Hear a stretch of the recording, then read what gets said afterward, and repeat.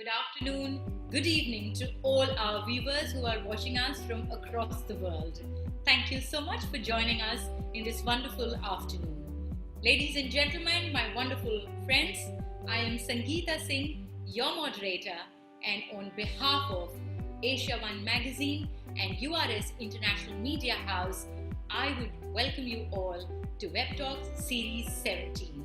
Yes, ladies and gentlemen, WebTalks has been a knowledge series addressing to some great topics and of course some greater minds who have joined us on these wonderful set of discussions and deliberations.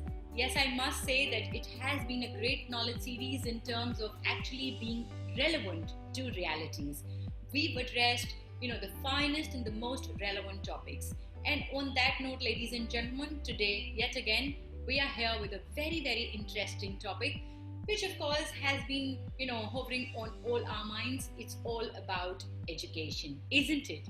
Yes, today we address a wonderfully chosen topic, that is envisioning the role of technology in transforming education in this rapidly changing world. With of course schools coming into our homes completely and so much, with so much of social distancing, education surely has taken a toll. But then we've always been very happy that we have technology at our fingertips and we are simply trying to make the best out of it. When I say we, I talk about great education system in India and across the world. Everybody has left no stone unturned to adapt to the new normal.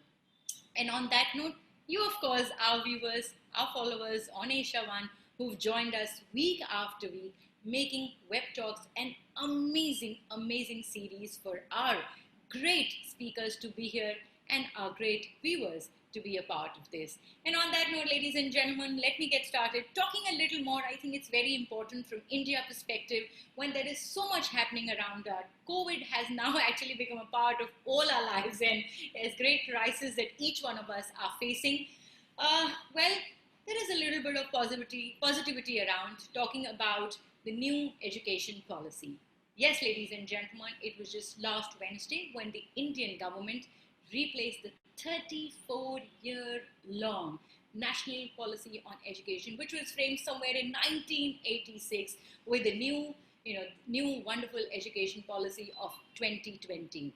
Needless to say that this NEP is right here, sweeping reforms in school and higher education. Talking about the biggest and the key highlights of the new education policy of 2020, a single regulator for higher education for higher education institutions. We have multiple entry and exit point in degree courses, which I kind of missed out in my generation. And of course, lower state board exams, discontinuation of MPhil examinations, and common entrance exams for universities. So all in all, I can say that the NEP is a comprehensive framework and guideline for the development of education here in India. And on that note, let me also share with you that AsiaOne actually spoke to the Honorable Minister of Education, Shri Ramesh Pokriwal, and I have a short snippet from his interview, which I'm going to be playing it for you. So let's have the AV, please.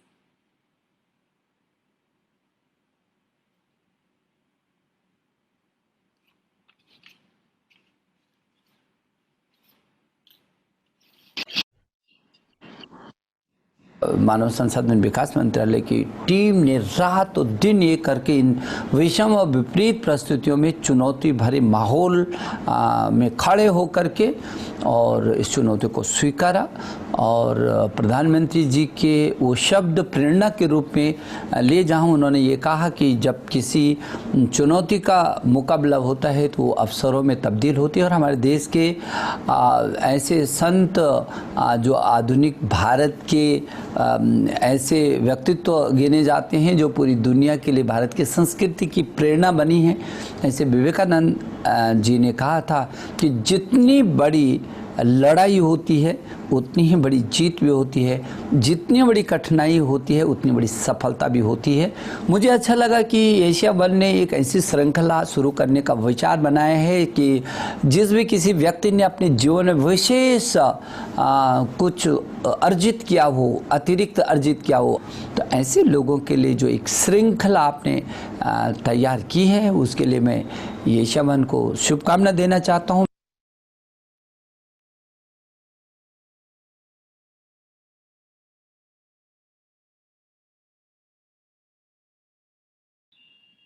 So, ladies and gentlemen, yes, of course, you can see the entire interview of our Honorable Minister of Education on our TV series of CNBC TV 18, Greatest Brands and Leaders, right there for you. And with that, it's a proud moment. I keep sharing with all of you week after week that we at AsiaOne have also launched our TV series. While everybody has been talking about crisis, we've really been proactive and playing on the front foot with these TV series, ladies and gentlemen. So as you know, it's been there weekly on CNBC TV 18 in India, and we'll soon also be seen in Bangladesh in collaboration with News 24, and talking about Middle East and North of Africa, which is entire North of Africa, will be there on ZTV. So yes, I think that's a great thing. And with that, let me have the promo of CNBC TV 18 TV series. Let's have it, please.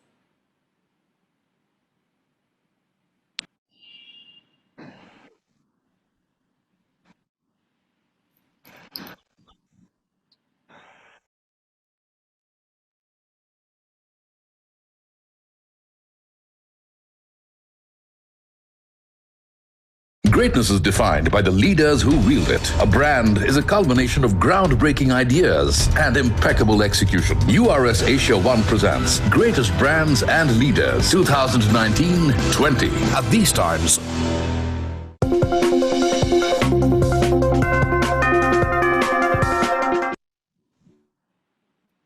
And that brings me to our today's topic, envisioning the role of technology in transforming education in the rapidly changing times, the rapidly changing world. Dear ladies and gentlemen, all of us know that the approach towards teaching and learning has drastically changed into the advent of technology. Yes, classrooms are no longer what they used to be, right? The traditional spaces fitted with blackboards and controlled by overbearing, rather I must say strict teachers, isn't it? Today it's very different. The post-millennial generation which is exposed to gadgets, specifically to the smartphone, has a short span of attention, hota hai, isn't it?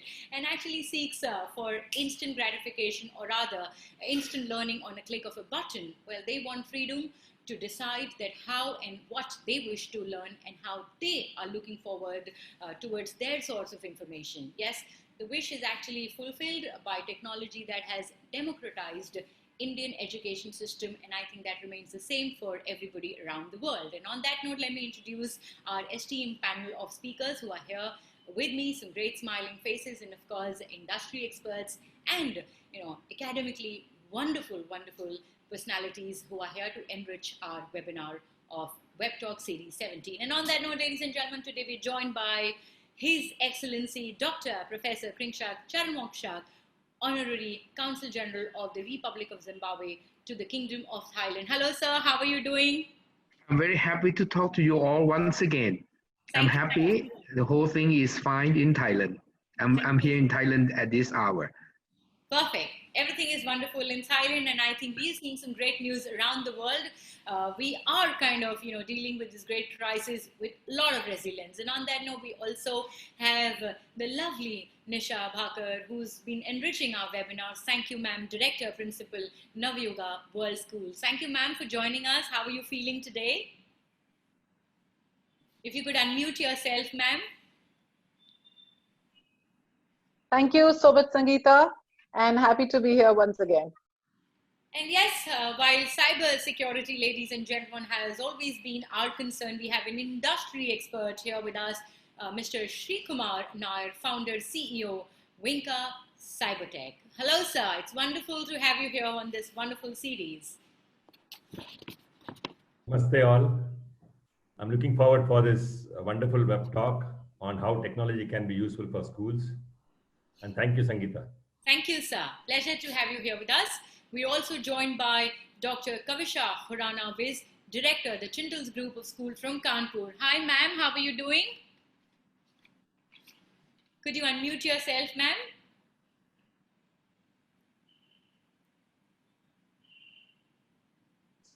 Hi, Sangita. I hope everybody is good. I'm good. Hope all our viewers are doing good and safe and sound.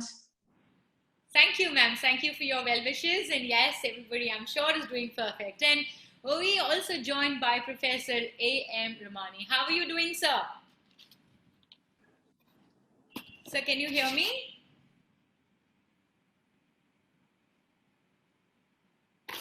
And he's just joined us. Sir, how are you doing? Am I audible to you?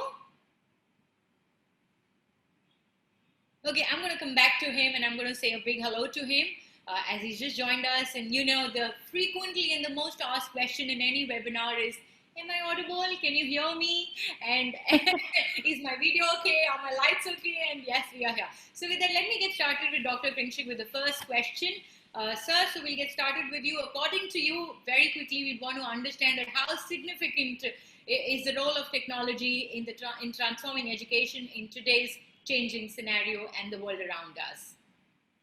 Let me tell you at the outset, technology has always been transforming, educating mankind from the early stage of human life, thousands and thousands of years ago.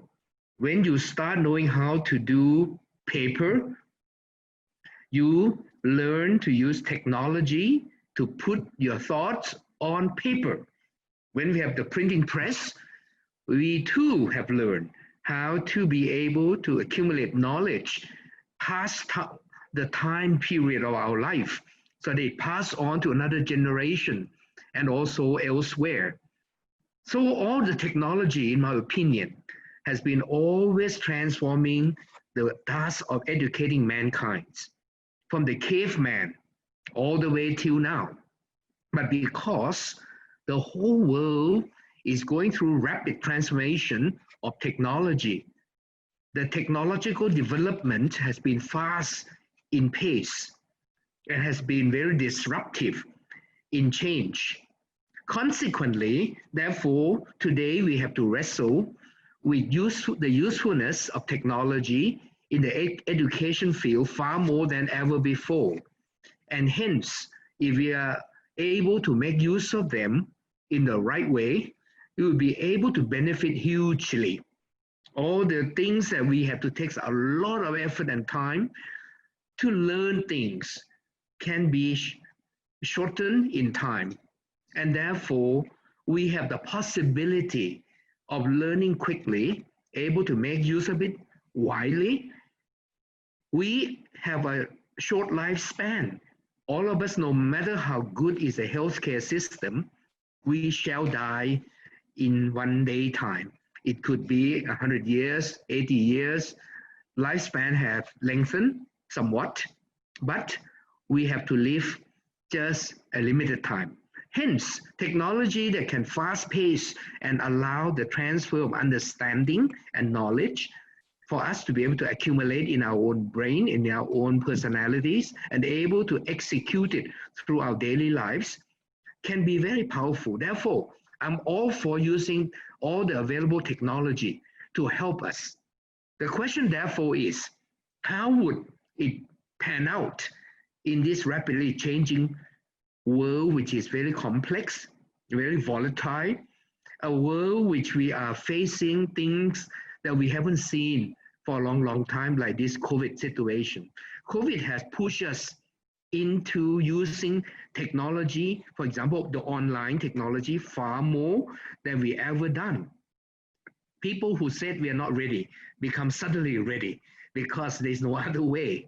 And hence the government are able to lead the way, pushing all the schoolings and all the educational institution into this learning atmosphere with the latest technology of online much faster than ever before. In fact, I have noticed, and I want to predict, if you don't mind me predicting, In my opinion, the entire world, as a professor myself at Harvard University, we have a sense of the world-class status there for a long, long time, that we don't have to worry about the mass.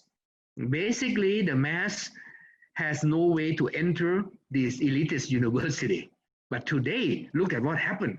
MIT and my own Harvard University are collaborating in a very big way to try to let education be experienced by the massive number of people online like never before.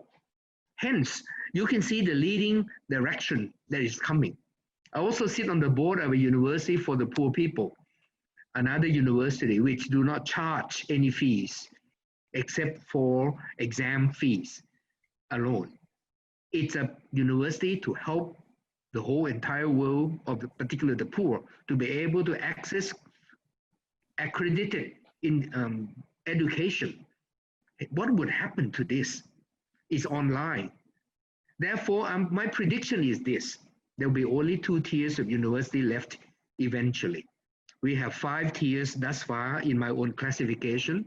The top one is like Oxford, Cambridge, Harvard, Princeton, MIT, things like that will survive on campus. But the others would have to fight it out in a price war, in the marketplace, so that you can deliver cheaply and able to give access to quality education in the reasonable pricing in the market competitiveness. I believe that the whole transformation of education is coming due to this, for example. And hence, we are facing a change that we have never seen before. Therefore, the online education is coming in a very huge way. But I think it will be hybrid. Hybrid learning will be with us. Is there a role for on-site learning, face-to-face learning, classroom, and think that you have to meet people face-to-face still in the light of the online onslaught? I would say yes. It will be a combination of hybrid learning. Whatever can be done well online, we will do it online wisely. And whatever can add benefit on the educational front, we would do it offline. And therefore, the human personality of the teachers, for example, do we still have some role to play? Are we still relevant? Or only a few selected ones would be the one to dispense information and knowledge, and the others are just there to watch? I would say we still have the role to play. So my opinion and my prediction would be, will be hybrid learning. Whatever done best, if done in platform learning, you will do so.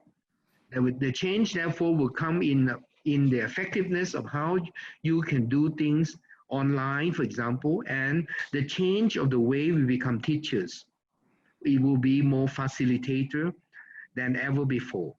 We no longer need to waste our time dispensing information because they can gather it online easily, but we need to put value added to make them need people like us who are in the academic institution, that we can bring them deeper dimension. Without us, they can only go to a level, but with some interaction with on-site and able to interact hugely in some influential way of change. Don't forget, when on the screen, I can't touch you, and therefore I don't feel it as much.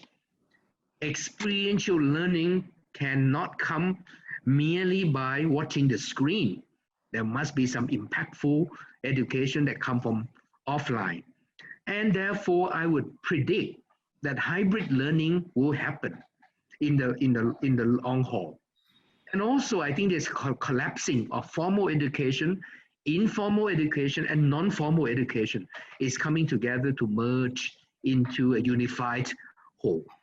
It used to stay apart in a very, very strange silo way, but it's coming together. I think you will start seeing informal, non-formal, and formal education merged. I also would say, in my opinion, that the learning place will no longer be just university hall or classroom in schools. that will continue to be useful, but it also can be in workplace. It can also be in your own home. We will see the merging of locations of learning. We will see also the combinations of integration of learning techniques and methods. I have written my own lecture to university in Thailand. I teach them one time to all the professors in university coming together, the entire university come together in a learning workshop. And I said, no, we no longer just lecture. Lecture is just one of the methods of people learning from us. I have 32 methods of learning in the new century, which I want to introduce to the university professors in my own country. And can we now start merging them all, integrate them all together in a complete whole, so that students can benefit from the new techniques. And this can only come about when you use the hybrid learning that I'm mentioning. If you can make use of that, then it's possible. I do also think that the professor will become coach rather than just become dispenser of knowledge. You have to coach people. We have to be facilitator and coach that have formed something into our students. The guru and the teachers have their role. In my opinion, we no longer need to waste a lot of time dispensing information, as I said, dispensing knowledge that they can acquire themselves on the net, and it's easy. I think we need to be able to impart some skill. And skill-based learning would be something which is measured. I think these are the key and turning pivotal point that will come along if we would be able to allow the technology to be used to skill people, not only to dispense knowledge or information. It is possible. The mode of using the online information and techniques would have to change to be able to skill people. I do think also that in a rapid world of change, people have no span of attention. It's really tough for people to stick around for a long lecture. I think we have to learn how to be even brief in our presentation, even to our students, get to the point, allow them to see the key ideas, because the whole world have numbed our sense through the rapid bombarding of information in the last many decades. The new generation no longer have the attention span like we do. They can't sit still reading long sessions, listening to long sessions like that anymore. We need to learn how to deliver very brief and powerful. And I do think we need to really tailor-made to outcome and results. We have to tell them that the learning outcomes will happen if you listen to this lecture, if you are interacting with me in this process. This is your outcome that we are expecting. Therefore, the system would really change. I think maybe good professors would be artificial intelligence robot who have gained the information, understandings, and analytics that come from all the human professors in combination. Probably we can be outcompete by the AI professor, and all the human professors would have to coordinate ourselves well with the AI professor, which is a non-human beings. In the longer haul, this is how I feel, and we can no longer think education just merely as a public goods. I don't think that governments in the world have enough money to do that in the longer trend. We will have to turn to the marketplace for this kind of education system. The market will play a big role in managing, in allocating resources, in allowing people to participate according to their demand and needs. I guess, for my opinion, therefore, you have to be the very best to be able to survive in this world when globalization has allowed us to meet online with every single human being potentially. Hence, only the best and the brightest would survive in the education institution. Those who are mediocre will slowly extinct. Slowly, I would say, slowly extinct out of the system. Hence, we have to find something that we will be able to claim some usefulness for our existence and our survival. I don't know whether I spend too much time, Sangita. As usual, you tell me to speak, and I don't know whether I speak too long or too. It's always it's a you know every So time that I can speaking with you at the there's right an time amazing holistic view that we get from you, a great insight that we get from you, and how you simply you bring in the touch points. Yes, as you talked about the biggest universities, wherein there is massification of education that's happening now, which is very, very well observed, and of course the hybrid way, the way forward. And you really plug in some great points in there. So thank you so much. Thank you, like always. You always enrich our webinars and the topic so beautifully. Thank you, sir. With that, Okay. let's see if I can now speak to Professor A.M. Rawani. Sir, am I audible to you? And could you just unmute yourself? I'll say a big hello to you. How are you doing, sir? Yeah, I'm fine. Good afternoon. Good afternoon, sir. Good afternoon. So yes, a very warm and hearty welcome on WebTalks. It's wonderful to have you here with us, and we'll directly start with the question. Thank you. My pleasure. And from your organization perspective, that your organization has always been very practical and tech dominated, given the nature of its courses. So what role do you think that actually technology plays in enhancing learning for young minds? Right. First of all, I thank you, the organizer, for giving me the opportunity to be here with all of you. And very good afternoon to all the learned experts and the audience. As far as the use of technology in education sector is concerned, it's not a very new concept. We are using the technology since last 1 decade, I should say. Maybe in the form of learning or maybe in other forms. For example, if I take the education sector as a whole, I can divide it in as a system in 3 parts: input, process, and output. And in the input part, there comes the admission of the students, the admission ecosystem in which the advertising, conduction of the examination or the entrance examination, attracting students, etc. are involved. In that also, we were using the technology. We were using the online examination. Particularly in time of the COVID, we are taking help of the, you can say, virtual tour of the campus and all. As far as the second part, that is process, is concerned, that is a transformation process in which the students are converted to the employable, you can say, the product, which is employable to the market. In that, the teaching learning comes into picture. And thirdly is the placement. So in the placement also, we were using the technology to some extent. As far as the learning is concerned, if I say, the technology part, when I say, it may be in the 2 forms. One is in the, you can say, that the students are sitting in the classroom, when we have a physical contact with them and we are using some kind of technology, that is one aspect. And secondly, when the students are far away from us, like the situation right now we have in COVID, when the students are not with us and we are using the, you can say, online mode of teaching.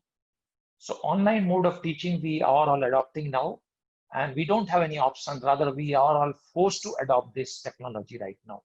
Now, the question comes actually, that is, I can say, food for thought for all of us, that higher education institutes, now we are all using the, you can say, the online teaching. But why the online teaching, online lecture delivery? It was existing since last 1 decade, I should say. But why the education institutes have not adopted it? Why any, you can say, mandatory bodies like AICT, UGC, or MHRD, they have not made it a compulsion to use it? We were using it as some of the courses are available online, so the students might be using those subjects. But as far as the, you can say, from the institute's point of view is concerned, from the institute side, we were rather more comfortable with the traditional method of teaching, and students thought to be more comfortable with that process. Another question is that when most of the businesses are nowadays done online, say it is a question of purchase of the ticket is concerned, booking of the hotel room is concerned, or purchase of the grocery is concerned, we are all comfortable and doing the online business. Then the question comes is that why we are not comfortable with the online teaching? and why we have not adopted as it has been adopted in, you can say, the other areas. The probable answer to this might be the education sector has a different kind of lethargy. But yes, that to some extent it may be true, but it's not always true, because here we are not getting the efficiency and effectiveness what is desired. Effectiveness and efficiency what is desired, that we are not getting. So where is the problem? Problem is basically the inadequate digital infrastructure, untrained manpower, non-existence foolproof method of assessment. Improvement in knowledge of the students is sometimes we have doubt when we teach online. We don't know whether the students are properly getting it or not.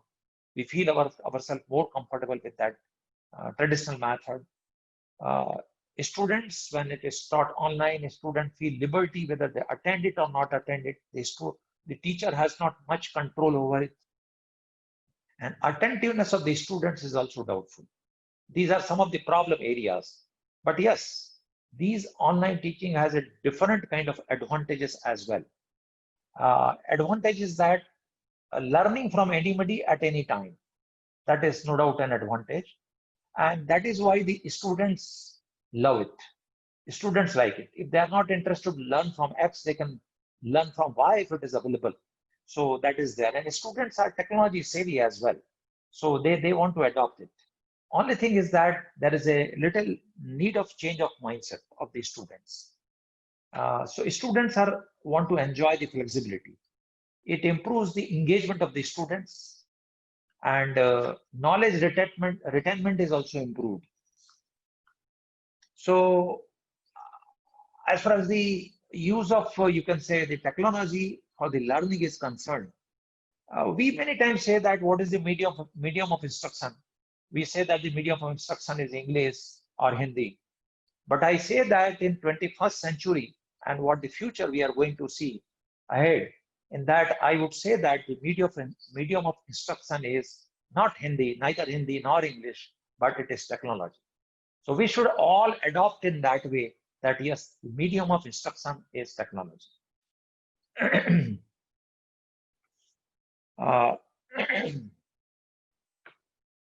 So actually it is certain that the technology will have impact on education in various ways.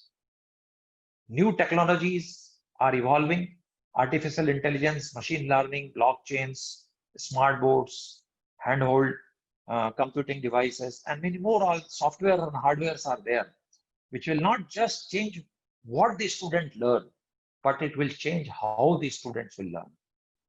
Memorizing lessons and reproducing the examination, those days have gone. Now we want a skill. We don't simply want the knowledge. And that is what is highlighted also in the new education policy, which is focusing more on the experimental learning. Concepts are there in the books, and that's why the weight of the bag is also reduced in the school, it is talked about.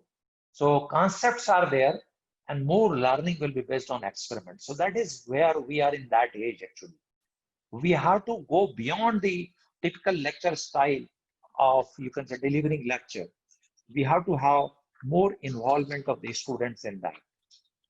So actually the future, if I say, it is the blended teaching learning. That is the future. So your question was related with the how it is enhancing the learning for young minds. So I would definitely agree that with so many advantages we have, the learning experience will be far better. But yes, definitely there are certain problems which I earlier also mentioned. And the great problem is change of mindset. As we are adopting the technology in all other sectors, we have to accept that. When I say we, means not only teachers, but the students as well. They have to also accept it. Thank you. Yes. Thank you. And yes, very aptly put up that, education has to be more skill oriented. And I think we are going to hear, as the Honorable Prime Minister, Shri Narendra Modi ji, is going to address the nation on the new education policy today at 4:30. So I guess a little more and more elaborate view that we'll understand and get on right. that. So thank you so much. Yes, skill is of course the most important thing, and how we're going to educate the young minds is. And I guess that is what even Dr. Kriengsak did make a mention of, that while we are learning, while we are talking about technology, it's very important that when we are accessing or analyzing or transmitting information, it has to be, the medium has to be technology. Yes, absolutely. And with that, let me bring in all a smiling Ms. Nisha Bhakar here. So ma'am, from you, I need to understand that, how technology and culture are actually going to be the core of education going ahead. And, how are you planning to incorporate these in at your school curriculums? Good evening, everybody. Thank you so much, Sangita, for giving me the chance. To put the entire education system into one box is a little difficult and rather impossible for a country as big and as large and diverse as India. So with the little experience that I have of metroing, working in metro cities with the so-called elite schools, and now with a rural setup and a semi-rural setup, I feel that, it has to be going forward. I think we're making a big hue and cry about technology. It's not as if technology just suddenly landed in. Of course, there's been a major disruption, and we, as teachers, have always felt it, and now we feel it even more. So there is a drastic change that's happened, no doubt about that. But like just shared by the earlier speaker, that it was always there inside classrooms, and at least for the last 10 years, it's been very much existing into schools, of course, in different forms. So as far as the admin of a school is concerned, we have gone very far ahead in terms of using technology, whether it is admitting children or online platforms for so many administrative works, and for documentation of the work that we do inside classrooms. Now, when it comes to the classroom teaching inside, a lot of schools which term themselves as progressive have been using technology in multiple ways, not just as an ICT period. And it is also dependent on how much the school has a budget, because it requires a certain amount to be invested in. So it's not so much, I would say, related to a city. That's what my understanding is now when I work with rural children, that kids as such are ready for it. And it's not about the teachers being lethargic at all. So I strongly object to that, because if teachers were lethargic, then I think in the last 3 months or 4 months, what teachers and schools have done across the country, across the world, it wouldn't have happened. So I do agree that tech companies have been there. Tech companies have a great role to play now. But the point is that, it needs to be a blended approach, what was earlier said as well. You can't take a teacher out of a classroom at all, because yes, of course, maybe in higher education, because I do have a grown-up son and I'm trying to see how he's learning, and he is managing very well without going to the college as well. But for a school kid, the school is not just about teaching. It's a lot of other aspects of a human relationship which you nurture and you develop in a school, which cannot definitely be replaced by technology at all. So it is going to be a blended approach. It should be a blended approach. And thankfully, with the COVID and the teachers getting comfortable, and I see with my own teachers in the last 2-3 months, they've got very comfortable with teaching online. A response of the students has improved. The engagement of students has improved. The way they are innovating on the online platform is just amazing, whether it's doing PTMs or whether it's doing classroom teachings. And every day 15 days, we have a department meeting. And there's some new idea that comes up. Oh, probably we can do this, and we are getting better at it. And if we are getting better at it, I'm sure a lot of schools, most schools are getting better at it. So the point is that we are going to get comfortable with technology, and technology definitely is going to play a greater role into the classrooms. And when you say integrating into the the curriculum, so it's just already been integrated, and it's nothing that now the talk is only about how good are we going to get into it, how much are we going to improve on it. And I think with this, that's why the tech companies' roles would be that they improvise on helping schools get even better, become even better. So I think schools have not been sleeping, schools have not been lethargic, schools have been very active. And I would compliment the teachers that they've done such a fabulous work. And we are live examples, because you see, we teach in classrooms. We are the ones who are interacting with students and parents on a daily basis, and we have the facts with us. So the data clearly shows that yes, children are enjoying learning, children are showing results. How much, how less as compared to the earlier ways, it yet needs to be seen. So I don't think we can really claim that we have arrived there. But yes, going forward, it has to be a blended approach. So no doubt about that at all. Yeah. So one thing that I need to understand from you, as you said, lethargy, but also technology was always there with us. But did it kind of take in crisis like COVID for us to get it accelerated and put it into the kind of action that we today see it? See, definitely not. But then I would say the entire world was lethargic, because you see now everybody has gone down into doing, working on the screens. So it's not just only education. Corporate offices have started working. They were also working in their offices earlier. They wanted their employees to come to the office and work. There was a human touch, which now they feel is not required. Offices, government offices have started working online. We are meeting online. But the point is, webinars were there existing earlier as well. Now, of course, because of the need, we've just got deeper into it. And I think that is the beauty of the COVID, if I can use that word, that, with this, we've been thrown into it, which earlier we were all trying to, step back. And it's not just only the education system. It was across. An education system is not only about the schools and the teachers. Education system is largely about the parents sitting out there. We are the people who can only do if the parent allows us to do. And schools have done a great work in the last few years. There's been a major transformation in the way schools are teaching and learning is happening. I mean, who would have thought of, an online class in a 3-tier city where we are? Children don't even have gadgets. The parents have gone out and got gadgets. The parents are investing. They are trying to learn. So it's not about just education. So I think we are just trying to do too much about education, but then I would say the whole world was in lethargic, not just us. And I would say the adults are more lethargic because we deal with little children, We have to go slowly and we just can't push them. And there is a lot of human touch which is required. So that was also a reason that you can't completely replace a school with, online classes. Otherwise, yes, there have been a lot of children who've already been learning online. It's not as if it's not been happening. There are a lot of teachers who've been doing online courses. I've been doing some online courses. I'm doing it more now because that's the only way out for me. But once we get back to when the schools reopen, the world reopens, it's going to be a blended approach for all of us. I think officers will also say, come to the office thrice a week and stay back. Maybe the schools can also work like that. Definitely, yes. So, I see why the hybrid way forward, basically, wherein, yes, absolutely is not going perfect. So beautifully put up. Thank you, ma'am. Thank you. Always a pleasure to listen to your views. And with that, let me bring in Mr. Shreekumar Nair. Sir, yes, going ahead.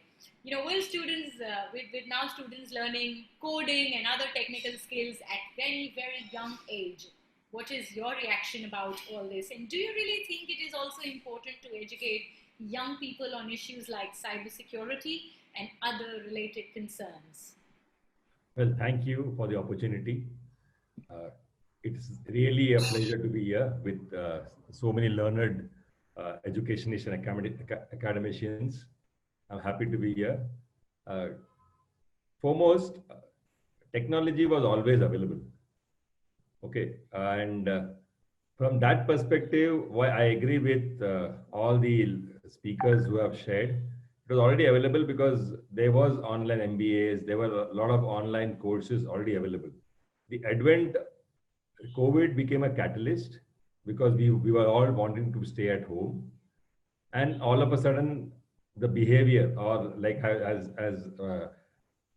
Miss Nisha shared, the teachers who were actually teaching students had to metamorphose into somebody who is a teacher virtually, but actually concerned and meeting students physically. I have my wife as a teacher and I know how she's struggling and how she's coping up and how she's actually doing a superb job. Like I keep hearing her, though I don't see how she goes about. But the way she goes about teaching, the examination they recently conducted, and the corrections, the schools have evolved, the students have evolved. What is very important is a lot of technology is there for the students. But it's like technology can be a boon and a fire. And I'm here to caution and share my views on how we need to be cautious, because suddenly, all of a sudden, like people from all tiers of life have become online savvy. That means one of the fuel which is creating all this is internet. Now, internet is not about only school. School gives them 3 hours, 2 hours of education. After that, the internet is still on. They still have the gadgets. Now, are we educating them to use it judiciously? Are we not doing it? That is the question which we need to see. Earlier, the penetration of, I would say, internet was limited to the adults who had phones. Now, all of a sudden, the schools, students have suddenly got exposed to internet. Okay, like people have gone and bought gadgets, phones, so that they can start learning. But then after the 4 hours, the phones can also become a big issues, or the content of the phone rather. I still remember my daughter, who is now 19, when she was in school, we had a PTM meeting where the principal very categorically told, up to 9th or 10th, no Facebook. Okay, and they educated the parents, saying that how they should be dealing with the kids. There are cases which are happening, as I shared earlier. The cases like people morphing, using Instagram pictures, morphing, putting them on bad sites, and really creating problems. Okay, so are we, as we go ahead with technology, online teaching, my request and humble prayers to all the academicians is also to take one or odd lectures for the parents and the students on how to be careful on internet. That is very, very important. Secondly, now you will hear more. Government of India has actually told that they will teach coding from the standard 6th, which means it is going to be wonderful. Like our neighboring countries are very good in manufacturing. We are very good in coding. We are very good in IT.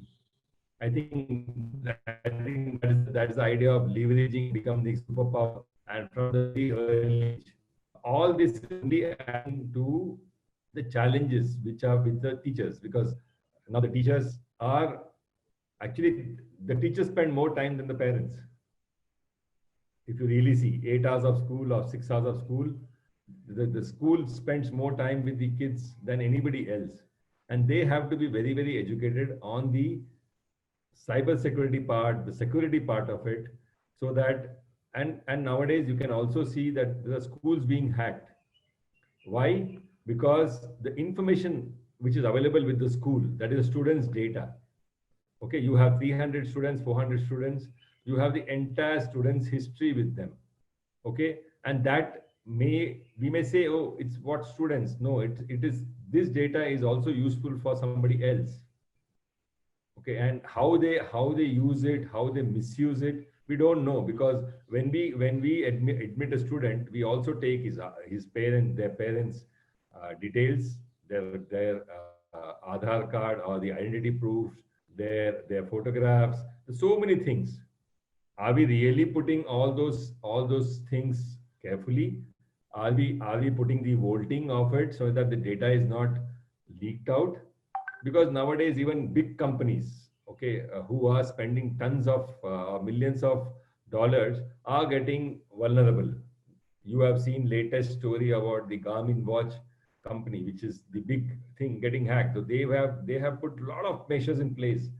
Where are we? Like, because I have visited many schools, I have visited many healthcare institutes.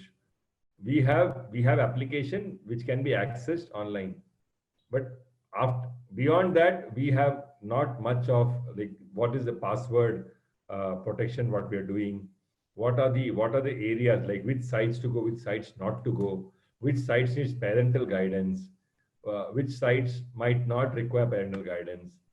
Secondly, maybe there should be a subject which says how to be about this various technology, and it's like what are the do's and don'ts. I think that should also come in as a parallel track in the schools while we learn physics, chemistry, mathematics, English, Hindi, and all the other subjects. There should be about cyber hygiene. More than cyber security, it should be cyber hygiene. And like how we meet people, we greet them. What do we do that online? How do we do it? If I shake hands with you physically, what do I do? What do I do in online world? Because people come with different, like they will use my picture and somebody else will be doing. You have heard the big leaders also getting hacked, the Twitter handle or whatever.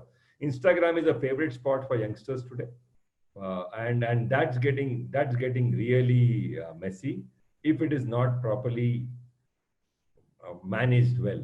So my invitation to all the academicians is rather to ensure that they have proper security policies in place. Just not having an internet and a router and a few servers and an application where they have the students' information, they have digital marketing and all those things. They must be very, very watchful and cautious to ensure that their data is safe, because data is the new oil. That's from my side. As very rightly put up, as the data is safe, cyber hygiene, I think, is more important. And with that, let me get Dr.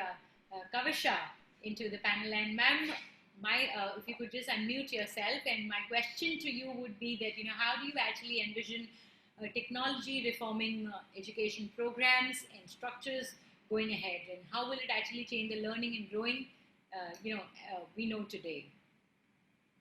Thank you, Sangita, for such an interesting question. Many eminent speakers have already spoken before me. But here I would like to put forward the fourth point, that as we know that the invasion of actually in the terms of education, yes, there were admissions and everything happening before, but the first act of education, what we call in this sector of technology, began in March 2020.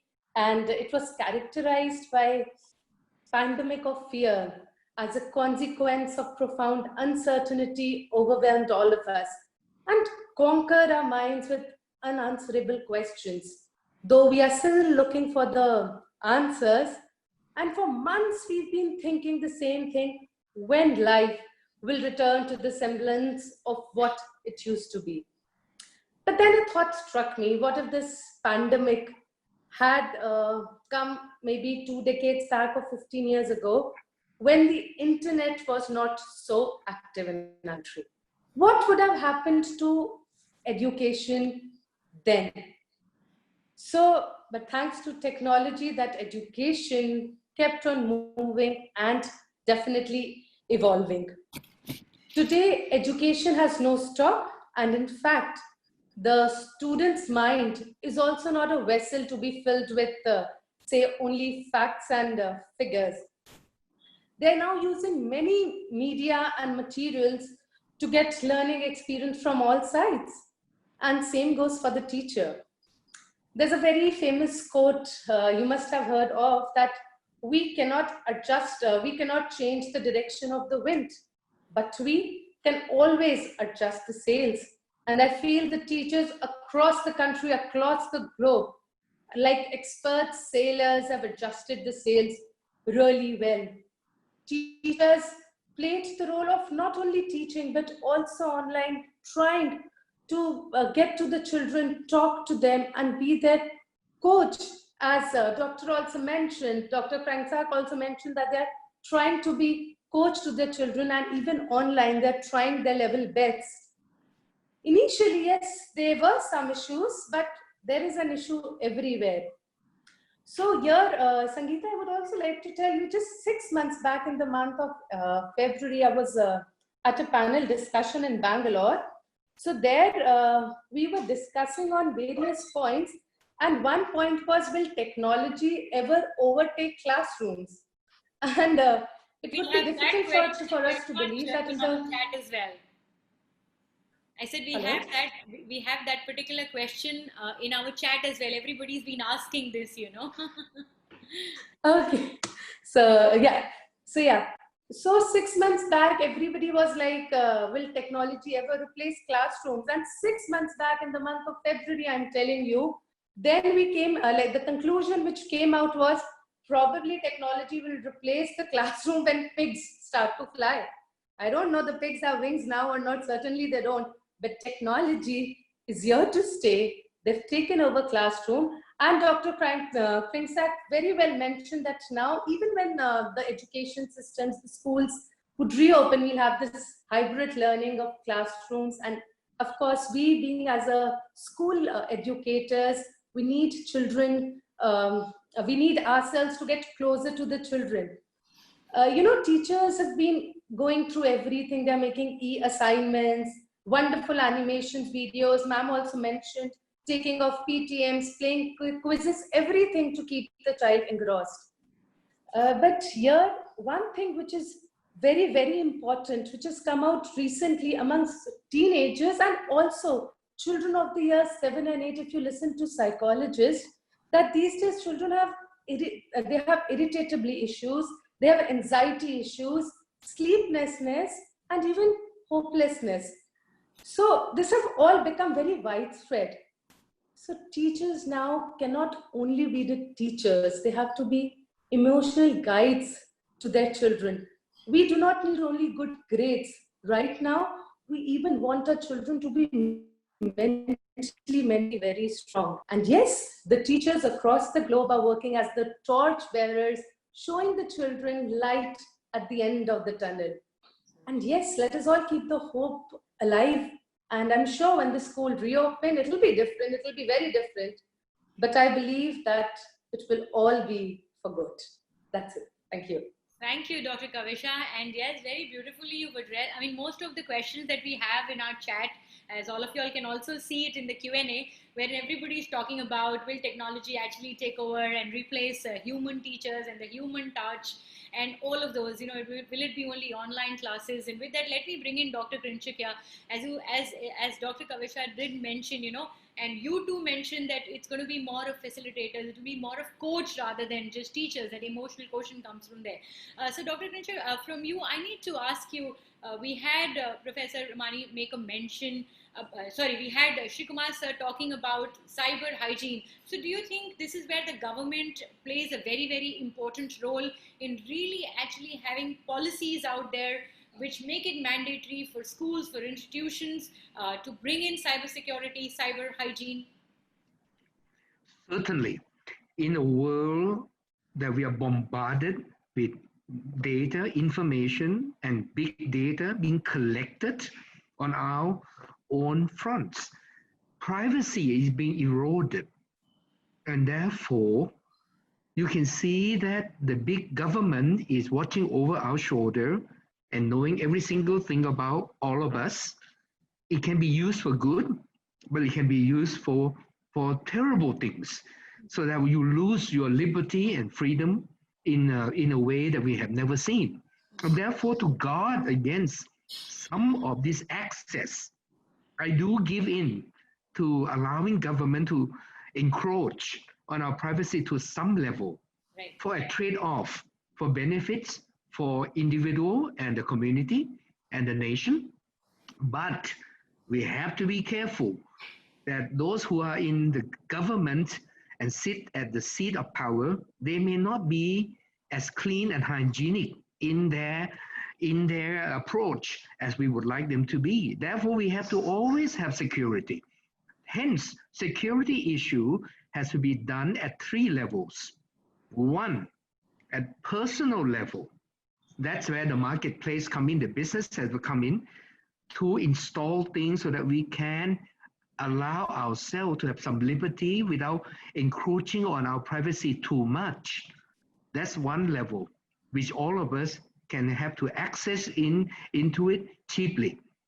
2, at organizational level, which we function together as a group.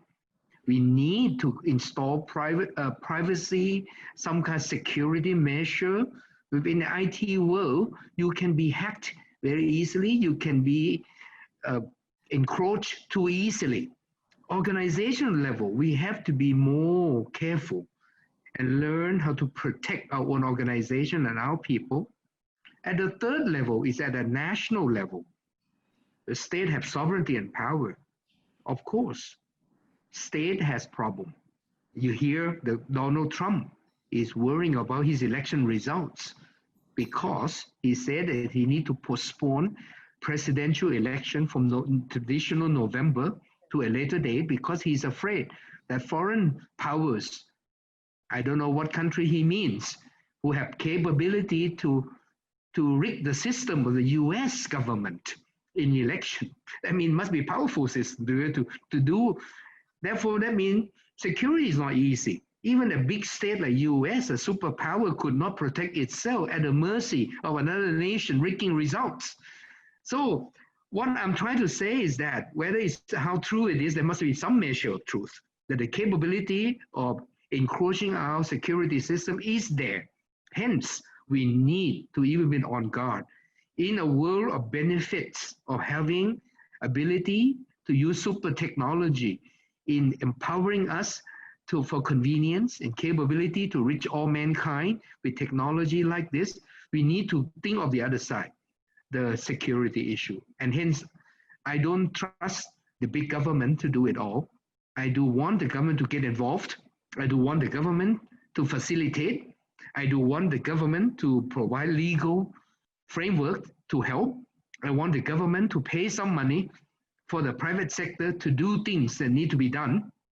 But I think it must come from a lot of individuals in the marketplace to fight for this security system. Hence, I think a collaboration between the public sector, the private sector, and the people sector, the 3 Ps, I use these 3 Ps terms often in this program, has to be there in this issue as well before it's too late.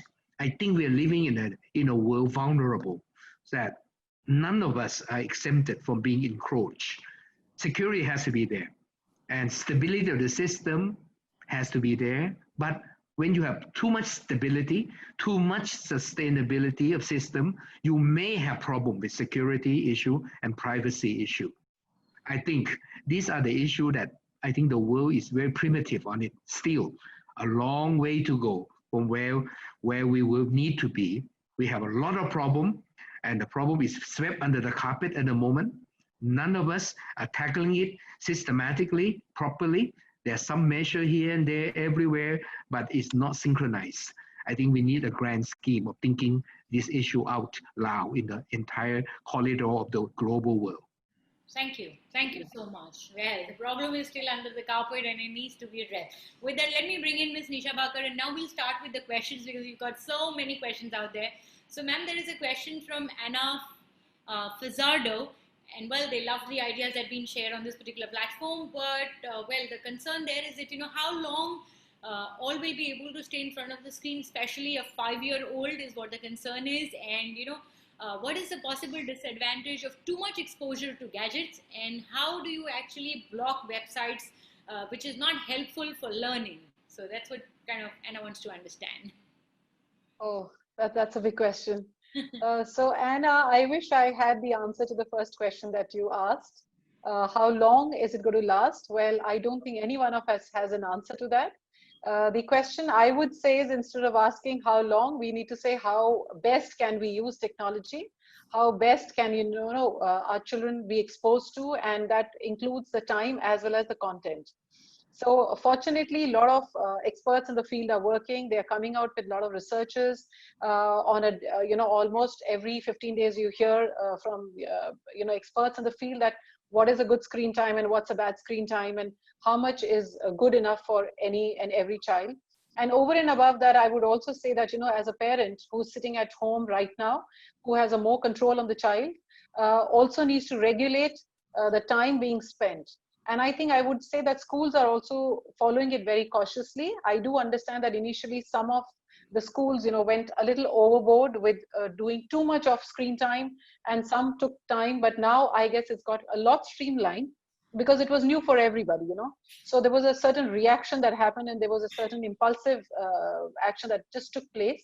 But now it's more streamlined. Schools have also understood what time is right, how much time is right. And especially coming to the, the real toddlers, as a school, I can say that we have not really stressed upon any kind of a pure academic for children as old as, grade 1, 2, and 3 as well. We're taking it very easy. I don't think heavens are going to fall. Yes, a lot of learning does get lost. That's what research says, and we all understand that. But at the same time, one also has to be careful about the fact that how long will a child be able to sit voluntarily, and how much can a school expect from a child to sit. So what we're trying to do is that there's a lot of engagement which happens through rhymes, storytelling, talking, conversations, which are also something that we've relied on what the experts have been telling us. So, a blended approach like this, where there is a lot of time where the parent will have to spend with the child, so that the screen is not really required. Because it's also to be understood that, the child is indoors the whole day. And children are not meant to be sitting at one place. They are supposed to be moving. Movement is it's very natural for them. movement, social interactions, talking, and all of that. So in the absence of that happening in the school, which provides a space for it, parents will really have to pitch in to engage the child very meaningfully, so that a lot of screen time, which over and above what the school expects a child to do, is not really required. So it needs to be a lot of collaboration between parents and schools. Schools will have to learn and pass on the information to the parents. Parents will also have to now start reading what the research is saying and take a conscious call on it, and not just depend only on what the schools are saying. Yeah. Thank you. With that, let me bring in Dr. Kavisha. Of course, taking on the same question forward, there are people, there are viewers who wanting to know that, there are parents who really don't, they are not that well versed with technology. I mean, they would really not understand cyber hygiene or cyber security and things like that. So how does one cope up there? And, how is the school really playing an important role, or an education system playing an important role there? Wherein, back home, the parents are not pretty well versed with technology. Okay, Sangita, as now we come to this term which is called as new normal, and we have no other option but to give ourselves into technology. And Nisha ma'am has very aptly answered that parents here have a very, very major role to play. If they are not very tech savvy, like teachers, they also need to update themselves. They also need to see what is the child watching on the screen. They have to be a parent who are more vigilant of what's happening with their child at home. So that, and if they have a question, I bet all the good schools in our country have the teachers who are ready to help the students, the parents, wherever they are facing any of the issues. And yes, technology, though I agree that there are certain sections where digital literacy and internet connectivity is something which is far off. But the schools which have started with proper online classes, their parents play a very crucial role, taking care that what their children are watching. I had a word with ophthalmologist Dr. Rawat Dubey just few days back. He came, I asked him about taking care of the eyes. So he said that the school should plan the classes, that between the classes there is at least a gap of 20 minutes to half an hour. And in those 20 minutes to half an hour, the child is not required to read any book. The child should not get himself glued to any technology. He should just close his eyes or grab a fruit. So these are little things which the school also needs to take care, and also of course the parent at home, that they are giving the child the proper diet to eat, and not only because the child is sitting at home and we are feeling, oh, the poor child, and loading him with junk foods. No, we have to be very conscious of what the child is eating and what is good for his mental health as well. That's it. Dr. Kavisha, thank you. Yes, mental health, mental well-being is very, very important. And with that, let me bring in Professor AM into the conversation. Sir, couple of things that I need to understand from you. A, of course, involving artificial intelligence in teaching. How is it actually making education more holistic affair? And another question that comes in from our one of our viewers here. Well, he wants to understand that, while we are taking tests at home and things like that, there could be bad weather, there could be bad connectivity. What happens in terms if you lose connection? These are very basic points, but yes, very relevant for a matter of fact. What happens? Does the child, and if the child is not able to take the test, that kind of is going to have a bad effect on his future. So what are schools doing about it? What are institutions doing about it?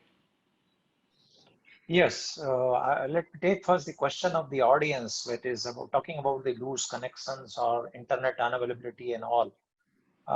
In my previous, you can say, when I was deliberating on the topic, I earlier said that yes, we have a great challenge before all of us because of the, you can say, poor connectivity or IT infrastructure. That is really a problem in India. So definitely in the COVID-19 time, we are all forced and we were not prepared for these kind of things, and we all are forced to move to online systems. So these kind of problems are there. If I take case of my own institutes, we have the students from all over India. Some of them are residing in villages, and they are complaining that even they don't have the electricity for the all 24 hours. So that kind of problems are there. Even in this scenario, we have conducted the examination. So I'll tell you how it is done. Actually, we have We have conducted the examination. We call it not as online examination, we call it as a digital examination. So first, the online, when we say, it is kind of fear is there that the online means the one has to be available online. So it is not necessary. Digital means we are floating the question paper in a digital mode. Whenever the student gets opportunity to download the paper, he can download it, write answer on it, on a you can say couple of pages, and then can upload it, send it through email and whenever he gets the connectivity. So connection throughout the day is not at all required. Connection throughout the duration of the examination is not required. We may have you can say long duration of examinations. The questions should be set there where you can say open book kind of examination, we call it, where the answers are not readily available in the books, which requires a creative thinking. They have to apply their knowledge and then answer it. So they write it down. Whenever you can say they get the connection, they can upload it. This is how you can say this is one solution to it. As far as the use of AI is concerned, definitely AI can prove to be a game changer. Application of AI we see in all sectors. Even in our homes, we say we have Alexa, we have you can say Google Home. We are all used to it and we are using it. So education sector also, the application of AI is definitely there. There are a couple of applications. If I say, if you look back to again our education policy, where the learning is said to be in regional language. Regional language, the learning can be regional language. Language is not a problem there. So definitely it requires the conversion of textbooks which are available in a particular language to other language. Like the e-Pathshala, the books are available in Hindi. So the translation of the book will be required in other languages. So there the help can be taken of AI. Chatbots are there, where the chatbots can be trained to answer the queries of the students, to clear their doubts. We can have the use of AI for the biometric authentication of the students, and the load of the teacher can be reduced. Automated creation of the content using information available on the internet. That is another application. We have a lot of information available on the internet. With that, the content can be created. Another might be automated grading. Again, it will reduce the load of the teacher, where the grading will be done using AI. And another, the fantastic area is the personalization, where you can say, at present, it becomes very difficult to have the individual attention to the students. But with the help of AI, that can be possible. And with this, we can monitor the progress of each and every student. And that will have another benefit, that we can devise a mechanism with the help of which the dropping rates from the education can be reduced. There are many students, those who have some problems, and they drop out of the education. We don't have at present any, you can say, proper mechanism to understand that, because we don't have the personal attention to individual student. But we use AI, that can be the possible.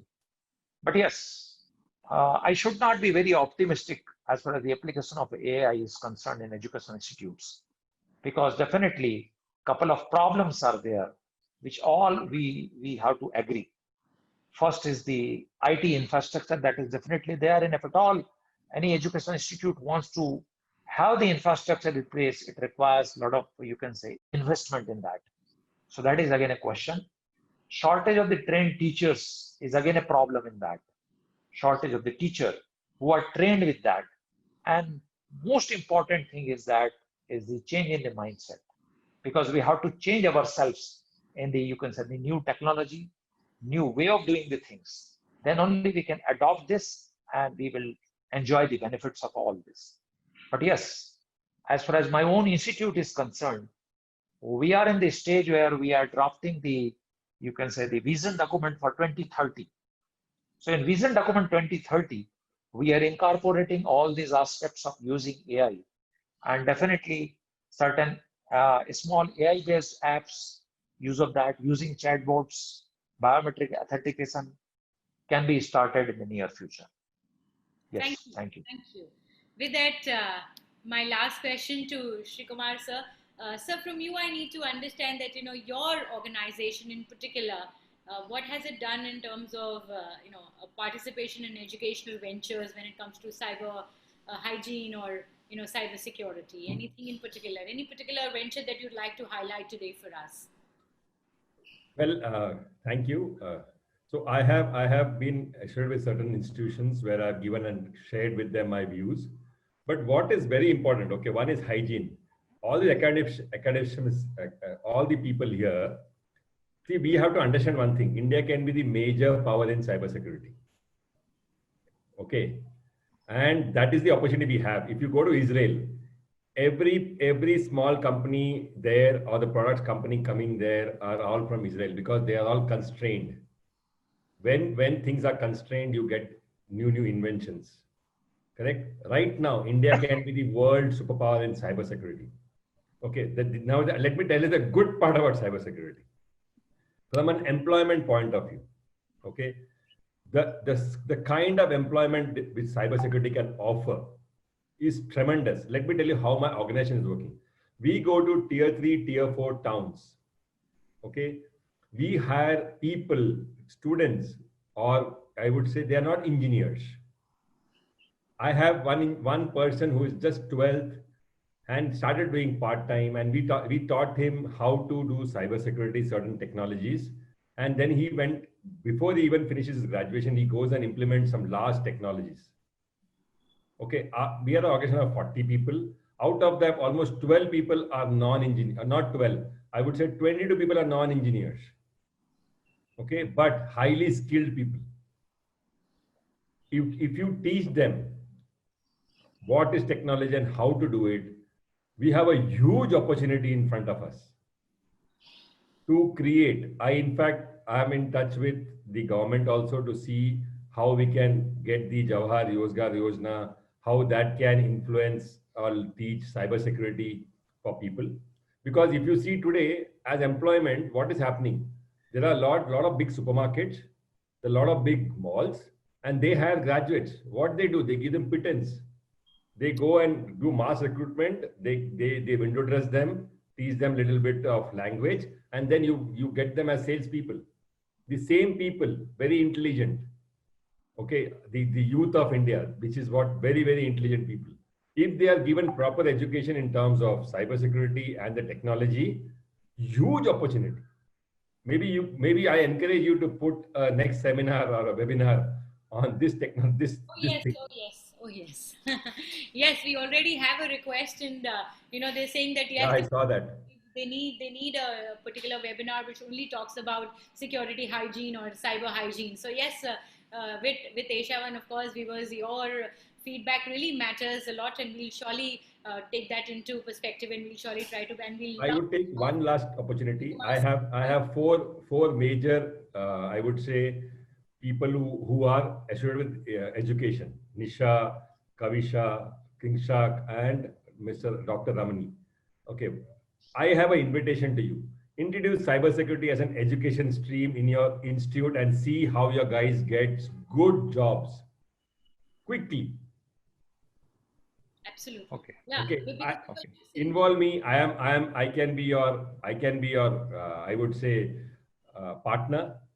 We can together create wonderful. India can be the best cybersecurity country in the world, with which we also tackle the cyber hygiene and all the other factors also.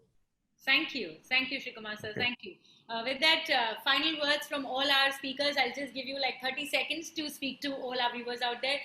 Dr. Kavisha, before we take this forward, there's somebody who's also asking that, is it okay for teachers if you have security hygiene firms, looking forward and approaching the schools and institutions to provide them the right kind of security, environment?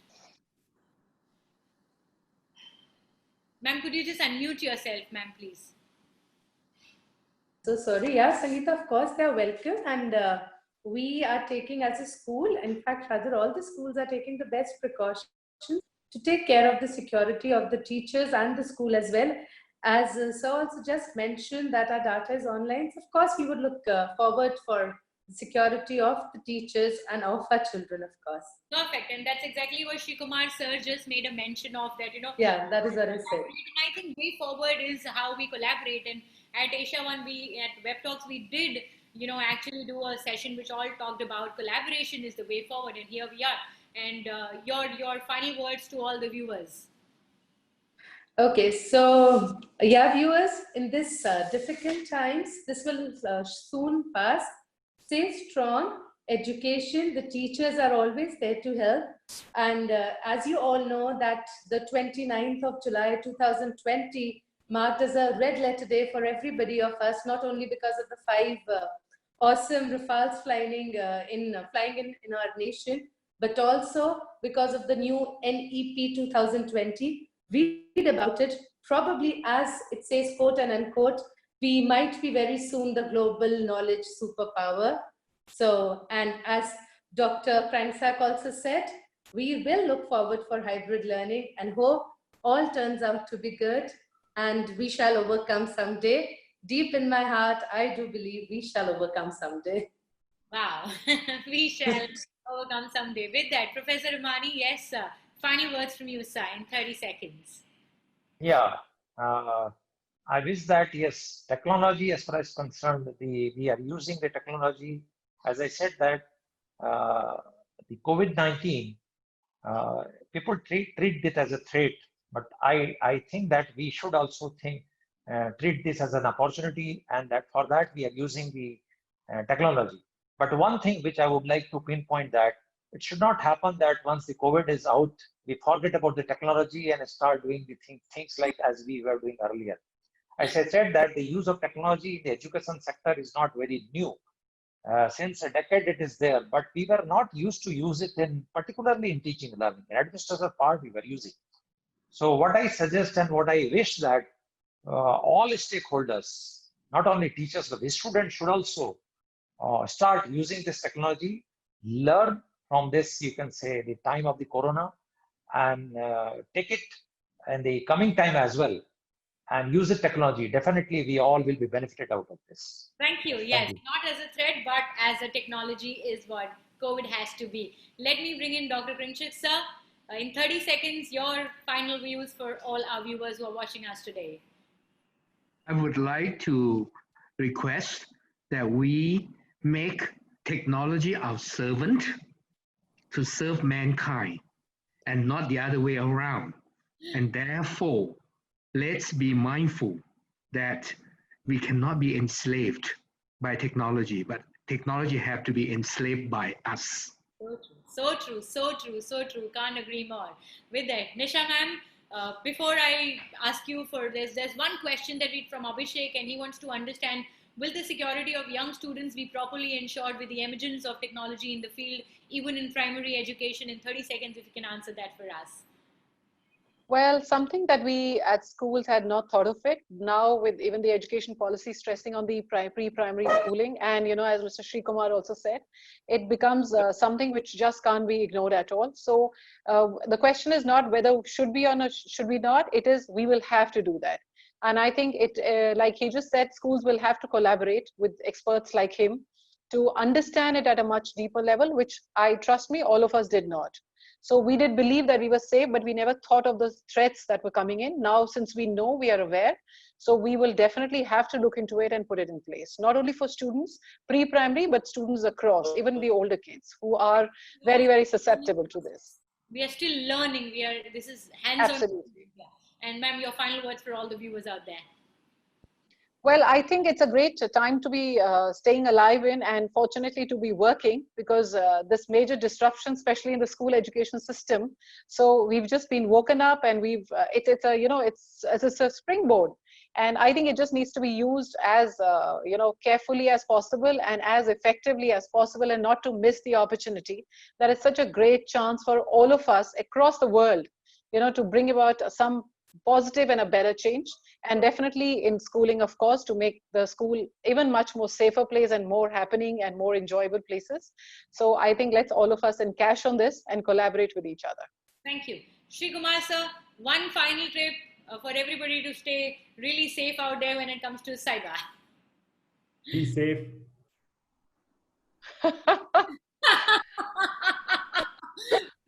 So with that, thank you viewers, wonderful leaders and panelists for joining us and enriching our web talk series.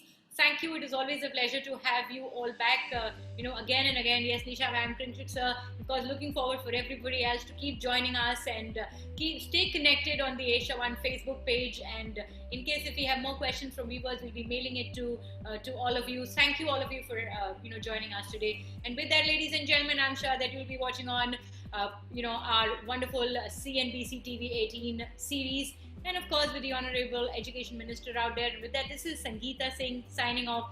Do enjoy, Narendra Modi ji's session on, on the new education policy at 4:30. Thank you so much. It was great having all of you here with us. Thank you. Have a lovely evening.